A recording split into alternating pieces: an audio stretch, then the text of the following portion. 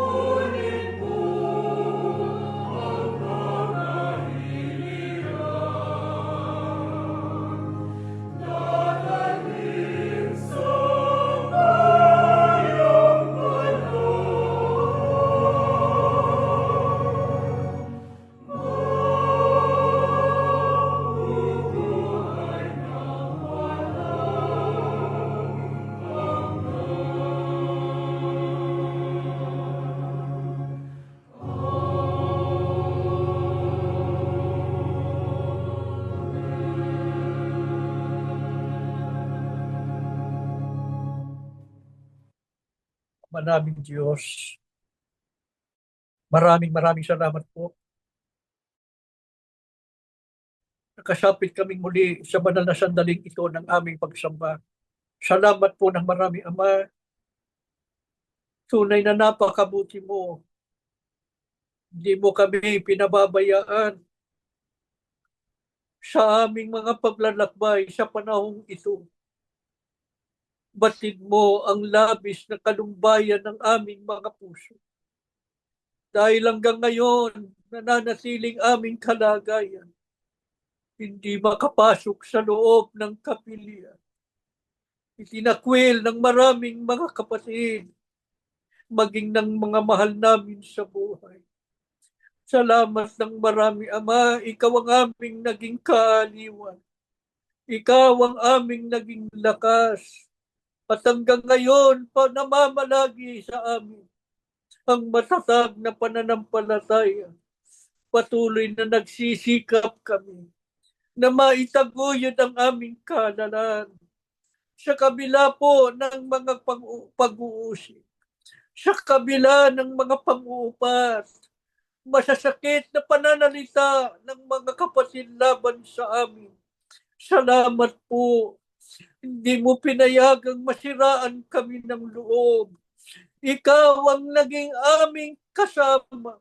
Ikaw ang nagbigay sa amin ng liwanag para patuloy na maitaguyod ang mga paglilingkod sa iyo. Purihin ka aming Ama. Sinasamba ka ng aming mga puso. Tanggapin mo sana kaming magkakapatid. Patawarin mo na kami sa aming mga sala. Maawa ka aming Ama. Tanggapin mo ang aming mga pagpupuri. Niluluwalhati ka ng aming mga kaluluwa. Panginoong Yesus, salamat sa iyo sa pag-alalay mo sa amin araw-araw. Mahirap man at mabigat ang pagdadala ng buhay. Pero Panginoon, pinibigyan mo kaming lagi ng inspirasyon. Pinangungunahan mo kami sa paglalakbay.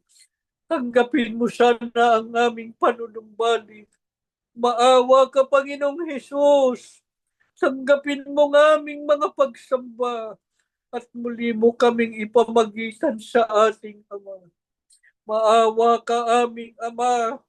Mamalagi kaming nakaugnay sa diwa't layunin ng pagsusugo mo sa mga huling araw. Patuloy mo kaming tulungang maging matatag sa pangahawak sa mga aral na itinuro ng sugo at ng kapatid na Iranyo Manalo.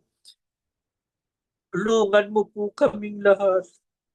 Patuloy na aming sampalatayanan ang mga aral na aming tinatanggap sa ganitong mga pagtitipon para patuloy na magsilbing gabay namin patungo sa aming kaligtasan. Bagadang po namin hinihiling ang lahat sa pangalan po ng aming Panginoong Hesukristo. Amen.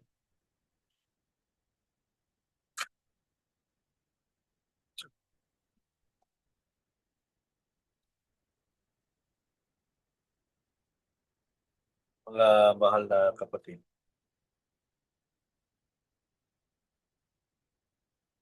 saksi tayong buhay sa mga malalagim na mga pangyayari sa iba't ibang panig po ng mundo na nagbabadyang napakalapit na po ng araw ng Panginoon. Natutupad po ngayon ang mga ipinagpauna ng Diyos at ng Panginoong Jesucristo na magaganap na mga hindi pangkaraniwang mga bagay at mga pangyayari bago dumating ang wakas.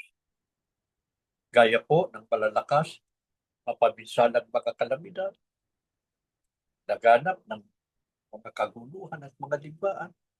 Yan o, dapat na makapansin sa papanood natin yan sa mga balita. Yung mga kaguluhan sa bawat bansa, sila-sila nag-aaway. Ang mga mamamayan ay umaaklas laban sa kanilang gobyerno. Napakarami po, kahit sa ang lugar. Mga paglaganap ng iba't ibang karamdaman sa kamamasay. Lahat po ng mga pangyayaring ito ay nagkatulong-tulong upang lalong ilugmok sa labis na kahirapan ang maraming mga tao sa daigdig.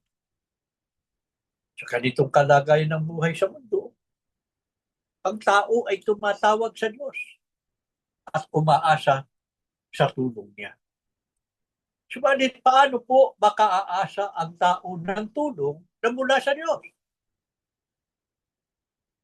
Paano sila diringgin at sasagutin ng Diyos sa kanilang mga panalangin? Napakahalaga po nito, mga kapatid. Kasi nga, sa kalagayan ng buhay ng tao sa mundo, ang tao'y sa Diyos tumatakbo, nananalangin. Pero ang tanong, sasagutin ba siya ng Diyos? Paano?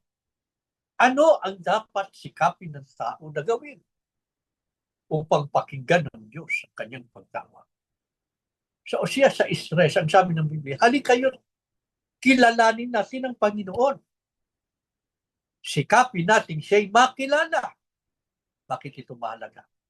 Ano garantiya? Ang sabi, kasing tiyak ng pagdating ng bukang liwayway, darating siyang walang pagsala. Ano po ibig sabihin, mga kapatid? Sasagutan Diyos. Makikinig siya sa atin. Darating siya para tayong tulungan. Masama kung gayon sa tao na hindi niya kilala o hindi niya nakikilala ang Diyos.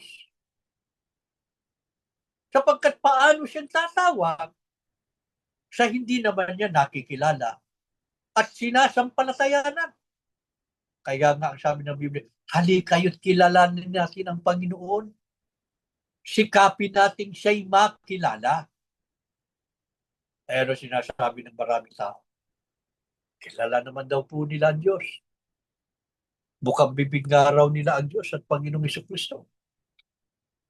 Tama, mahalaga na kumilala at kilalanin ang Diyos at ang Panginoong Jesucristo. Pero sapat ba na sabihin ng tao na nakikilala at kumikilala siya sa Diyos?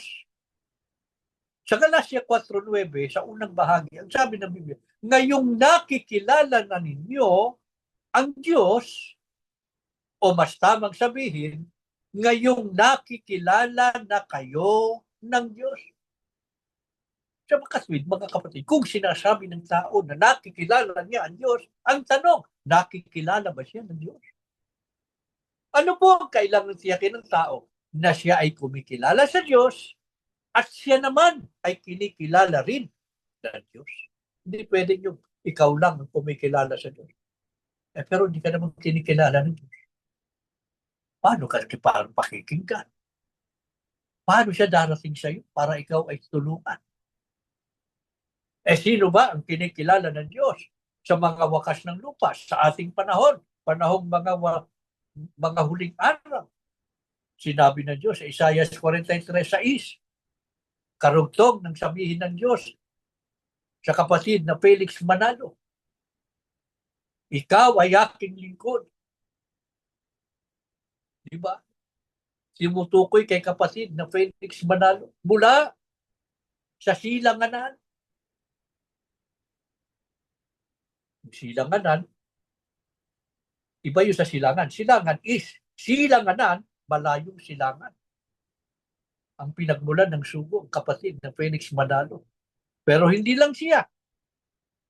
Dadalhin ko ang iyong lahi. Lahi sa pangangaral. Bunga ng pangangaral ng Sugo. Sa marami na nating pag-aaral, ang Iglesia ni Cristo, tayo yan. Pagkatapos, sa talatang 6, ano pagkakilala sa atin ng Diyos? Ang sabi ng Diyos aking mga anak na lalaki na mula sa malayo at aking mga anak na babae na mula sa mga wakas ng lupa. Kinikilala tayo ng Diyos na kanyang mga anak. Hindi lang tayo ang kumikilala sa Diyos. Ang Diyos din, kinikilala niya tayo bilang mga anak niya. Kinikilala rin ba tayo ng ating Panginoong Jesucristo? Opo, sa Juan 10:27. So marami na nating pag-aaral. Dinirinig ng aking mga tupa ang aking tinig. At sila'y aking nakikilala at sila'y nagsisusunod sa akin. Sino tinutukoy dito ni Kristo? Pag itinaas natin sa talatang 9, pagkatapos sa 16, sila ay pumasok sa kawan sa pamamagitan ni Kristo na pintuan. Alin ang kawan? Sa Gawa 20:28, love sa virtue, ang Iglesia ni Kristo. Matuwid, mga kapatid. So, maraming mga taong kumikilala sa Diyos at Panginoong Jesucristo. Marami. Iba't ibang kabilang sila sa iba't ibang relihiyon. Magkakaiba ang kanilang kinabibilangan, samahan ng pananampalataya. Pero pare-parehong kumikilala daw sa Diyos at kay Kristo. Pero sa kalipunan ng maraming mga taong yan, na kumikilala daw sa Diyos at kay Kristo, ang Iglesia ni Kristo po ang nakatitiyak na kinikilala ng Diyos at ng Panginoong Jesucristo. Gaano po ito kahalaga sa buhay natin, lalo sa mga panahong ito na maraming kaligaligan at mga suliranin sa buhay. Kapag tayo ay tumawag at nanalangin sa Diyos, ay tiyak na diring din niya at tutulungan. Ang sabi ng Biblia kanina, kasintiyak ng pagdating ng bukang liwayway. Darating siya ang Diyos na walang pagsana. Subalit sa kalipunan ng mga kaanib sa Iglesia ni Kristo, meron bang kumikilala daw sa Diyos? Subalit hindi kinikilala ng Diyos. Pinag-uusapan na natin dito, mga kapatid. Mga kaanib sa Iglesia ni Kristo. Sinong Iglesia ni Kristo ang nakatitiyak na nakikilala nila ang Diyos? Sa unang Juan 2:3-5, sabi ng Biblia, nakakatiyak tayong nakikilala natin ang Diyos kung sinusunod natin ang kanyang mga utos. Hindi pala natin na matitiyak, mga kapatid, na talagang nakikilala natin ang Diyos kung hindi tayo sumusunod. Di ba? Di ba yun ang kahulugan? Sabi ng Biblia, nakakatiyak tayong nakikilala natin ang Diyos kung sinusunod natin ang kanyang mga utos. Sa bakit yun, hindi totoong kumikilala sa Diyos ang sino mang hindi sumusunod sa kanyang mga kautosan. Kahit makaanib sa Iglesia ni Cristo. Kikilalanin ba ng Diyos? Ang sino mang kumikilala daw sa Kanya, subalit hindi naman sumusunod sa Kanyang mga utos, kahit kabilang pa sa Iglesia ni Cristo? Hindi. Ano ba tawag ng Biblia sa mga nagsasabing nakikilala daw ang Diyos, subalit hindi naman sumusunod sa Kanyang mga utos? Unang Juan 2:4 ang sabi, sinungaling at wala sa Kanya ang katotohanan.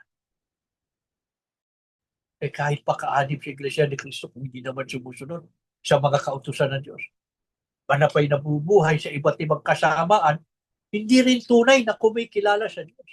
Kaya kailanman ay hindi rin siya kikilalanin ng Diyos. Yun ang lalong mabigat na kalagayan.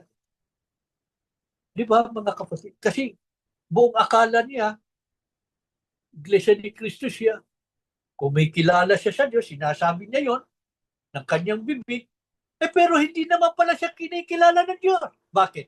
Kasi iba man yung kanyang pamumuhay. Iba dun sa inaasahan ng Diyos para siya kilalanin. Para kilalanin ng Diyos ang sino man sa atin bilang mga anak niya, kabilang sa Iglesia ni Cristo, kailangan sumusunod ka. Hindi ka sumusunod. So, paano ka kikilalanin ng Diyos? Ano-ano ang halimbawa ng kasamaan na kapag nasumpungan sa tao, kahit pa kaanib sa Iglesia ni Cristo, ay hindi rin tunay ang pagkilala na pa itinuturing ng Diyos na sinungaling. Sa Tito 1:16, sa today's English version po, ang sabi ng Biblia, they claim that they know God, but their actions deny it. They are hateful and disobedient. Ano ba ibig sabihin ng hateful? Napupuot. Puno ng pagkapuot. Di ba? Masama po ang mapuot sa kapwa. Lalo na sa kapatid. Pagkaganyan ng kapatid, hateful and disobedient. Napupuot. Lalo na sa kanyang kapatid. Yung kanyang sinasabing pagkilala sa Diyos, itinatanggi ng kanilang gawa. Ibig sabihin, hindi totoo. Ano tawag ng Biblia sa napupuot sa kapatid? Ang sabi ni Apostol Juan, mamamatay tao.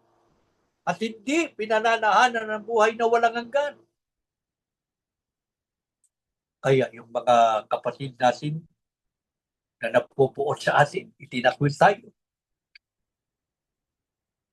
Magpasa Diyos na lamang natin sila, mga kapatid. Pero kung sinasabi nila kumikilala sila sa Diyos, Iglesia ni Cristo, pero maliwanag hindi tunay na kumikilala sila. Sino pa ang kahit na Iglesia ni Cristo? Subalit, itinuturing ng Diyos na sinungaling. Kaya hindi rin niya kikilalanin. Ang sabi pa, mga malulupit at mga masuwayin. Yun yung nasa dating salin ng Tito 1:16. Kung masama na ang kapatid ay maging malupit, mapang-api at mapanglupig, lalong masama kung ang maging ganito, malupit at mapanglupig, mapang-api, ay ministro. Di ba?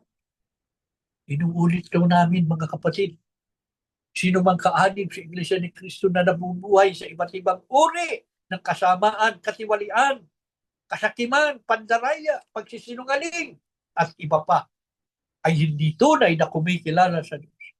Manapay mga sinungaling, kaya hindi kailanman kinikilala ng Diyos.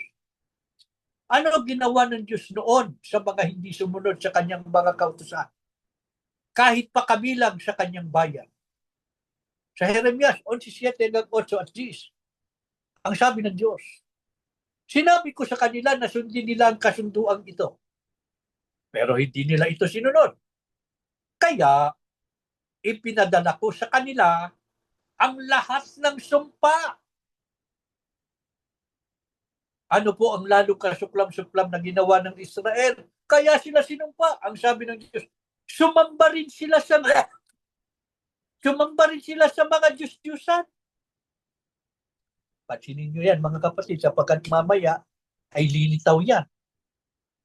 Kaya hindi nakapagtataka kung may mga kaanib ngayon sa Iglesia ni Cristo, subalit nadadamay sa sumpa ng Diyos. Sapagkat ito rin ang ginawa ng Diyos noon sa Israel, na unang bayan niya. Di ba? Ipinadala ko sa kanila ang lahat ng sumpa. Sumamba rin sila sa mga Diyos-Diyusan. Bakit sinusumpa rin ng Diyos? Kahit ang mga kaanib ngayon sa Iglesia ni Cristo na hindi sumusunod, kundi lumalabag pa sa kanyang mga kautusan. Sapagkat ayon sa Colosas 3:5, ang mga gawa nila ay gaya ng kasakiman, katiwalian, pagkapuot, kalupitan, at iba pang kasamaan. Lahat po ng yan ay katumbas na rin ng pagsamba sa mga Diyos.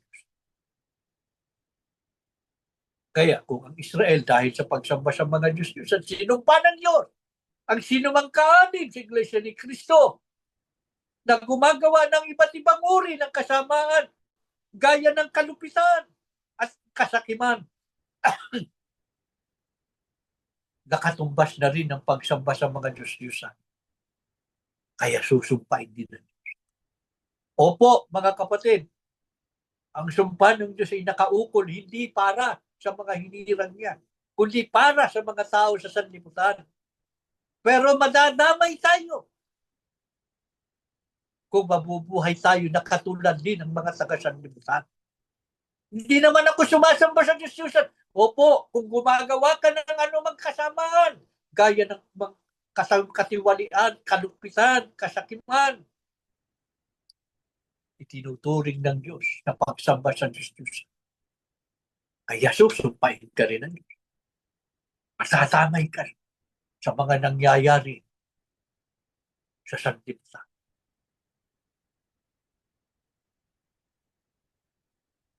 Hindi naman nakapagtataka mga kapatid ng mga taga-sanlibutan. Sumpain ng Diyos kasi talagang hindi nila natutunan ang tunay na pagkilala at paglilingkod sa Diyos.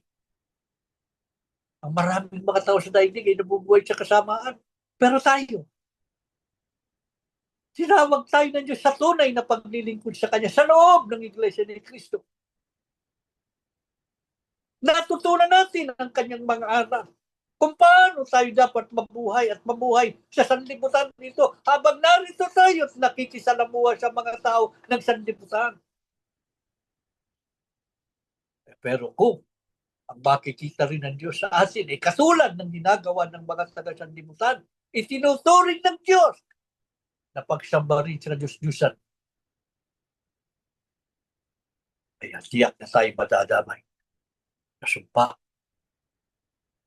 Mga kapatid, totoong napakabigat na ng buhay sa mundo sa kasalukuyan. Sa ating kalagayan ngayon, madalas tayong masuog sa kagipitan. Hindi lamang sa pangangailangan sa buhay, kundi maging sa mga panganib na naglipa na ngayon.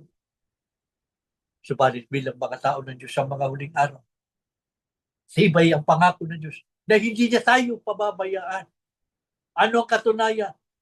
Anong ating maaasahan sa Diyos na gagawin niya bilang pangako niya na hindi niya tayo pababayaan? Ano ang ating maaasahan sa Diyos na gagawin niya kapag tayo nasuong sa gipit na kalagayan at tayo tumawag sa Kanya? Ang sabi ng Biblia sa awit 107:6, nang sila'y magipit sa Panginoon, sila ay tumawag at dininig naman sa gipit na lagay, sila'y iniligtas. Mga kapatid, hindi nga ba totoong-totoo ito sa buhay natin sa kasalukuyan? Gaano karaming pagkakataon na tayo nasuong sa gipit na kalagayan sa mga bansa ng mga taong masama, sa mga panganib at maging sa pangangailangan sa buhay. Sino ang nagmalasakit na tumulong sa atin at nagligtas? Walang iba kundi ang Diyos. Lalo na nang tayo makita niyang tumatawag na tumatangi sa labis na paghihirap ng kalooban mula sa langit na kanyang tahanan. Tatanaw niya tayo, dumaraing sa kanya, tumatawag sa kanya, tumihingi ng saklolo. Hindi niya tayo tiniis. Sinagip niya tayo at inilagay sa mabuting kalagayan. Kaya huwag nating isisigil ang pananalangin.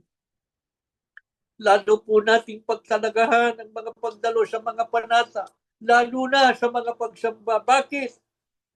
Paano panawagan at tagumili ng Diyos sa atin kapag tayo ay nababagabag ng mga suliranin at kahirapan o ng mga panganib at pag-uusig? Awit 50:15. Kung kayo ay may bagabag, ako lagi ang tawagin. Ang Diyos mismo, mga kapatid, ang nagsasalita, nananawagan siya sa atin bilang mga anak niya sa mga huling araw.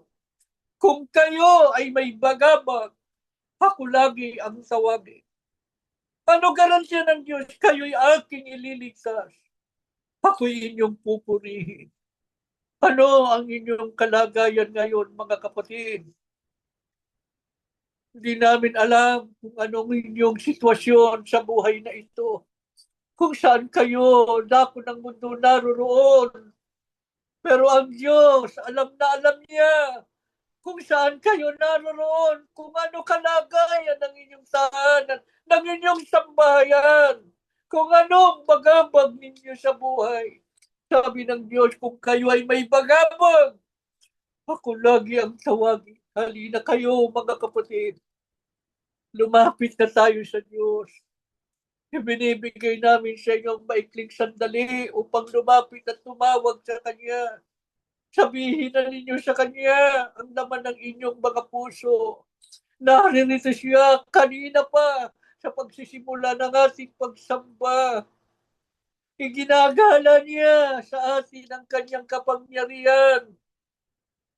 At ngayon nananawagan siya, lumapit tayo sa Kanya.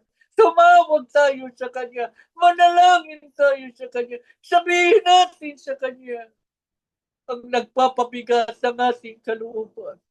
Ang mga may sakit, maawa sana nga magpagalingin.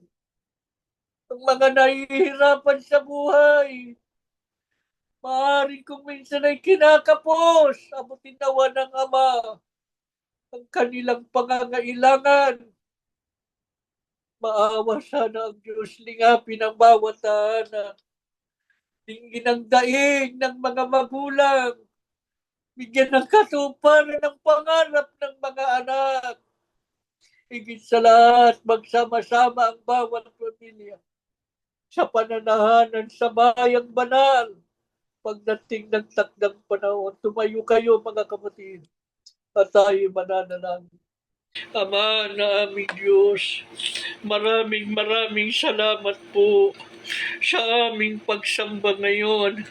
Muli ka naming nakapiling. Ang mga salita mo nagbibigay sa amin ng liwanag sa madilim na sanlibutan ito na aming nilalakbay at puno ng mga kabagabagan. Salamat aming Ama, binibigyan mo kami ng inspirasyon. Mga anak mo kami sa mga huling araw na kapag tumawag sa iyo, lagi kang nakahandang makinig at sagutin ang aming mga panalangin. Narito na kaming magkakapatid. Nangangayo pa ang aming mga puso. Halika na sa piling namin. Damayan mo ang bawat sambahayan. Lingapin mo ang mga magulang. Kalingain mo ang mga anak. Wala kang lalagtawan sa amin. Daladalawin mo kami sa kani-kanyang tahanan. Maawa ka, pumagari ka sa aming mga buhay. Tulungan mo kaming lalong maging masunurin. Magawa namin ang mga bagay na nakalulugod sa iyo. Patuloy naming matupad ang aming mga pananagutan. Huwag naming mapabayaan ang mga pagsamba. Matugunan namin ang lahat ng inaasahan mo sa amin. Mapatunayan namin sa iyong tunay ang aming pagkilala sa iyo. Upang sa ganun, pagka kami naman ang tumawag, nakahanda kang makinig at sumagot sa aming mga panalangin. Darinig mong daing ng mga kabataan. Tulungan mo silang masumpungan ang kanilang mga pangarap. Lalo silang maging mananampalataya at lagi nilang ilagak sa iyo ang kanilang tiwala at pag-asa. Higit nilang pahalagahan ang mga bagay na espiritual kaysa mga bagay na panlupa. Lalo nilang hangaring marating ang buhay na malwalhati. Panginoong Yesus, ipamagitan mo kami sa Ama. Alalayan mo kami araw-araw. Ang mga may sakit, gunitain mo silang lahat. Pagalingin mo ang mga may sakit. Pagkaloob mo pang buhay at lakas, lalo na sa kapatid natin. Mga nagtatago pa rin hanggang ngayon, ang mga nasa bilangguan, gunitain mo po silang lahat. Dumating na po sana ang araw na sila'y makalaya at muling makapiling ang kani-kanyang sambahayan. Sa araw ng iyong pagbabalik, Panginoon, maawa ka. Tulungan mo po kaming maging karapat-dapat na sumalubong sa iyo upang manahanan sa bayan magpakailan-kailanman. Ama namin Diyos, sumasampalataya kami. Narinig mo po ang aming mga panalangin. Muli mong binasbasan kaming magkakapatid. Ikaw ang lagi naming kasama sa araw-araw ng aming buhay. At patuloy mo kaming gawing matatag, matyaga na hinihintay ang araw po na muli mong isasaayos ang lahat ng bagay sa iglesia. Huwag kang papayag mayroong mainip sa amin at bumaling sa maling pananampalataya. Lalo mo kaming gawing sumasampalataya, manghawak na matibay sa mga aral na itinuro ng sugo at ng kapatid na Iranyo Manalo. Magalang po naming hinihiling ang lahat sa pangalan po ng aming Panginoong Hesukristo. Amen.